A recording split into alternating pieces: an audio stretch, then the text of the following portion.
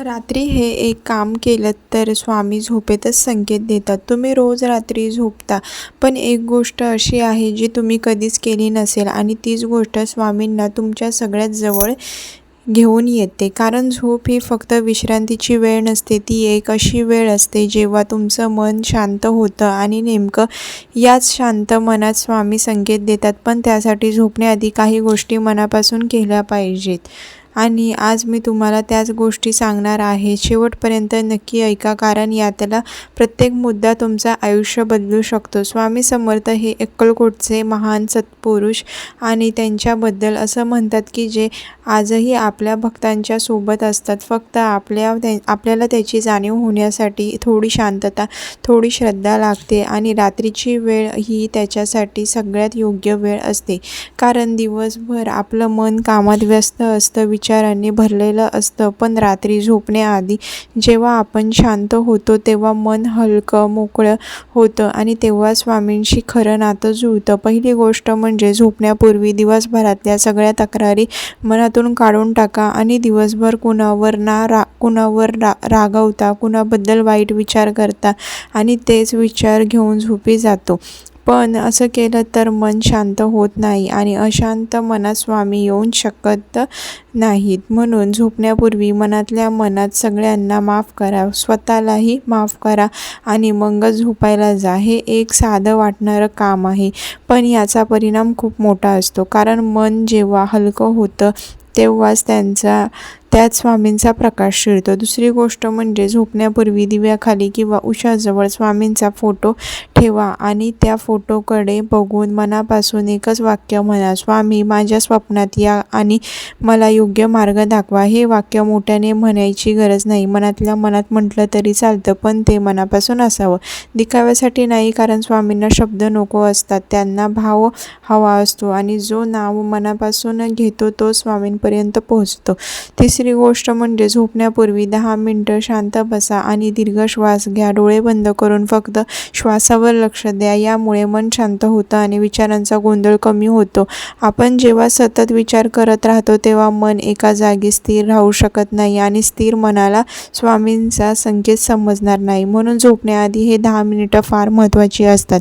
या 10 मिनिटात तुम्ही स्वामींचं नाव घेत राहू शकता. श्री स्वामी समर्थ, श्री स्वामी समर्थ असं मनातल्या मनात म्हणत राहिलात तर मन आपोआप शांत होतं. चौथी गोष्ट म्हणजे झोपण्यापूर्वी उदबत्ती लावा. घरात सुगंध असला की वातावरण प्रसन्न होतं आणि प्रसन्न वातावरणात झोप चांगली लागते. नुसती झोप चांगली लागते इतकंच नाही तर मनही शांत राहतं आणि शांत मनातच स्वप्न स्पष्ट येतात. अनेकदा आपण म्हणतो की मला स्वप्न आठवत नाहीत.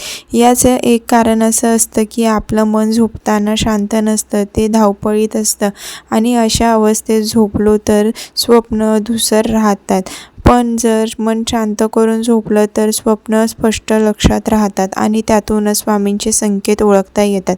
पाचवी गोष्ट म्हणजे झोपण्यापूर्वी कुणाशीही भांडण करू नका, वाद घालू नका.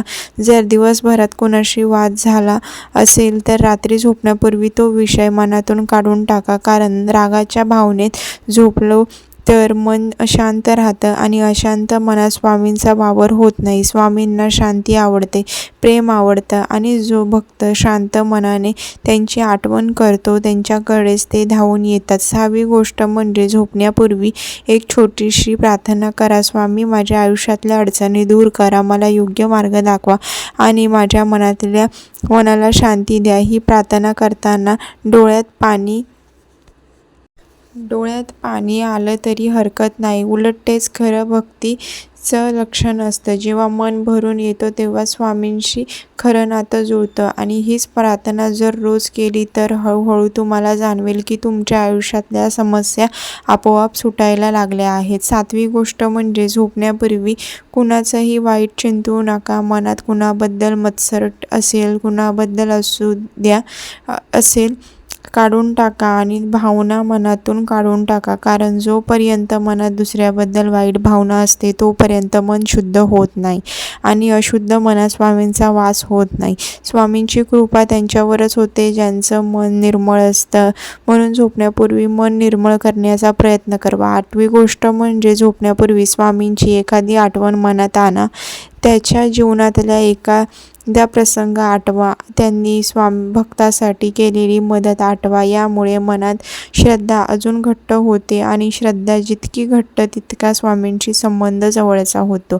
अनेक भक्त सांगतात की त्यांनी असं केलं, त्यांना स्वप्नात स्वामींचं दर्शन झालं. काहींना स्वामींची स्वप्नात एकदा मार्ग दाखवला, काहींना एखादी खूण दाखवली आणि नंतर तशीच घटना प्रत्यक्षात घडली. हे सगळं श्रद्धेच्या ताकदीमुळेच घडतं. नववी गोष्ट म्हणजे झोपण्यापूर्वी पाणी प्यायल्यावर एक क्षण थांबा आणि मनातल्या मनात स्वामींचे आभार माना. आजचा दिवस सुखरूप गेला यासाठी धन्यवाद. या छोट्या छोट्या गोष्टीसाठी कृतज्ञता व्यक्त करणं ही सवय जर लावली तर मन समाधानी राहतं आणि समाधानी मनातच स्वामींचा वास असतो. असमाधानी मनात कितीही प्रार्थना केली तरी ती मनापर्यंत पोहोचत नाही. 10वी आणि सगळ्यात महत्त्वाची गोष्ट म्हणजे झोपण्यापूर्वी मनात एकच भाव ठेवा की स्वामी माझ्यासोबत आहेत, मला कशाचीही भीती नाही. ही भावना जर मनात पक्की झाली तर झोप शांत लागते आणि शांत झोपेतच स्वामी संकेत देतात. कधी स्वप्नात एकदा रंग दिसतो, कधी वस्तू दिसते, स्वामींचं प्रत्यक्ष दर्शन होतं, तर कधी फक्त मनाला एक शांतता जाणवते आणि ती शांतता हाच सगळ्यात मोठा संकेत असतो. आता तुम्हाला वाटेल की हे इतकं सगळं रोज कसं करायचं, पण खरं सांगायचं तर या सगळ्या गोष्टी मिळून जास्तीत जास्त 20 ते 25 मिनटं लागतात आणि हा वेळ जर तुम्ही रोज दिला तर हळूहळू तुमच्या आयुष्यात मोठा फरक दिसायला लागेल. सुरुवातीला कदाचित लगेच काही जाणवणार नाही, पण श्रद्धेने आणि सातत्याने केलं तर काही दिवसातच तुम्हाला जाणवेल की तुमचं मन आधीपेक्षा जास्त शांत आहे, तुमचे निर्णय आधीपेक्षा जास्त स्पष्ट आहेत आणि तुमच्या आयुष्यातल्या अडचणी हळूहळू कमी होत आहेत. अनेक भक्तांचा अनुभव असा आहे की त्यांनी हा रात्रीचा नियम सुरू केला आणि काही आठवड्यातच त्यांना जाणवलं की त्यांचं आयुष्य बदललं आहे. कुणाला नोकरीत चांगली संधी मिळाली, कुणाची अडलेली कामं मार्गी लागली, कुणाच्या घरात शांतता पसरली आणि हे सगळं कुठल्या मोठ्या चमत्काराने नाही झालं आहे, तर रोज रात्री मनापासून केलेल्या या छोट्या छोट्या गोष्टीमुळे झालं आहे. कारण स्वामींना मोठे विधी नको असतात, त्यांना फक्त हवी असते ती खरी श्रद्धा.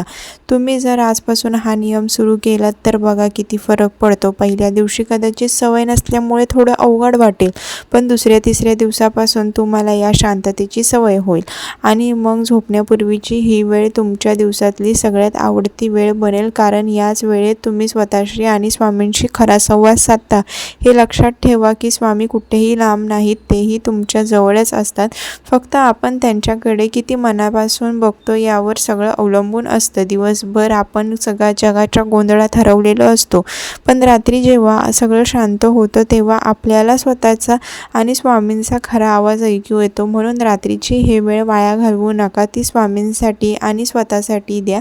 आजपासून हा प्रयोग सुरू करा. मनातल्या तक्रारी काढून टाका, फोटोसमोर मनापासून प्रार्थना करा, 10 मिनिटं शांत बसून श्वासावर लक्ष द्या, रागाच्या भावनेतून झोपू नका, कृतज्ञता व्यक्त करा आणि मनातून एकच भाव ठेवा की स्वामी माझ्यासोबत आहेत.